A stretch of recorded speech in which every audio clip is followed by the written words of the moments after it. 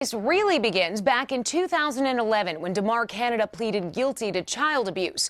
Abuse so severe that the police chief in the city of Taylor tells me that little girl was incapacitated ever since, attached to feeding tubes until the day she died.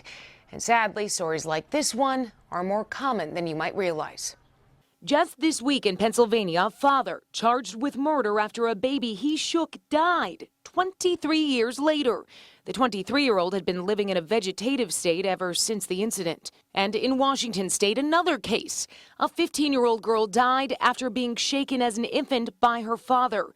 He also is facing murder charges a decade and a half after the initial abuse. Taylor police officers were dispatched to 25135 Darren Street in the city of Taylor on reports of an unresponsive 4-year-old child. And now in Taylor, Michigan, an eerily similar headline is written. Homicide that was caused by the traumatic brain injuries from 2011 case in which the defendant was charged and later pled guilty to the child abuse too. More than 4 years ago, DeMar Canada pled guilty to abusing his infant daughter Aaliyah in their Taylor home. DeMar Canada admitted to shaking the child and also bumping her head on the crib. Canada's daughter lived for 4 more years with the help of machines and a feeding tube, finally passing away in May of 2015.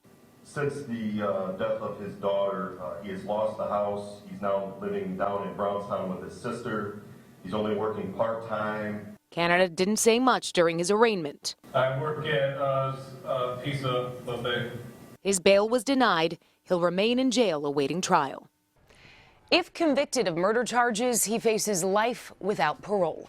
Reporting in the newsroom, I'm Jennifer Ann Wilson for 7 Action News.